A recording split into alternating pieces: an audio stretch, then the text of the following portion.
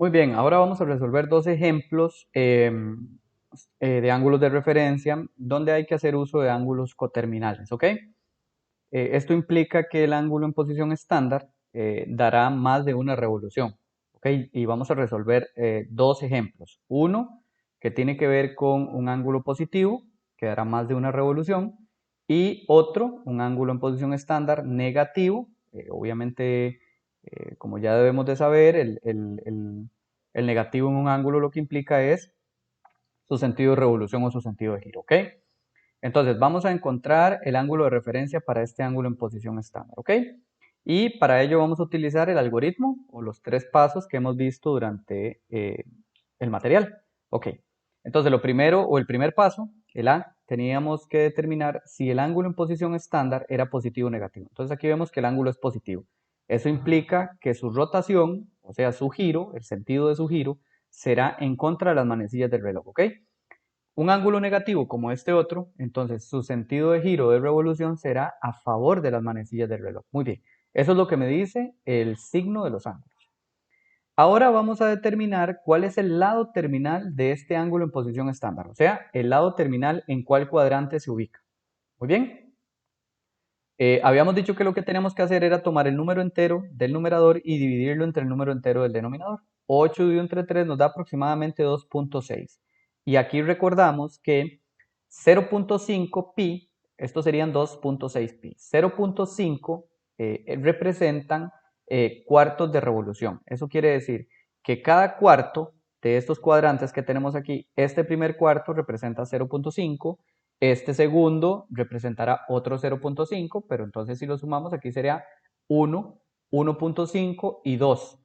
En este caso, como la división del número entero del numerador entre el número entero del denominador nos da 2.6, eso implica que el ángulo dará una revolución y un poco más.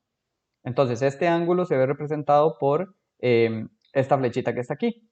Entonces, ¿qué implica? Implica que 8 pi tercios dará una revolución, que serían 2, pero como es 2.6, dará 2.5 y un poco más. ¿Ok?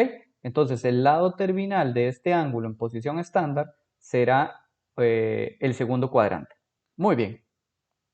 Una vez que ya sabemos que su lado terminal está en el segundo cuadrante, entonces vamos a determinar su ángulo o un ángulo coterminal a este ángulo en posición estándar, ¿ok?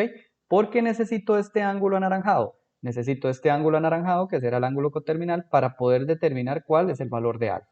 Muy bien, entonces nuestro trabajo ahora será determinar este ángulo naranja que está aquí. Ese ángulo naranja, si ustedes lo ven aquí en la figura, se formará con el ángulo en posición estándar y a ese ángulo en posición estándar le voy a restar una revolución. Si yo le resto a todo el ángulo una revolución, que será esta, entonces observen que lo que me quedará es el ángulo naranja. Entonces eso es lo que vamos a hacer. Al ángulo en posición estándar le vamos a restar una revolución. Y una revolución serán 2pi. Entonces por eso yo tomo y le llamo beta al ángulo coterminal y lo que hago es tomar el ángulo en posición estándar y le resto una revolución, o sea 2pi. Eso me dará 2pi tercios. 2pi tercios es beta, o sea el ángulo coterminal.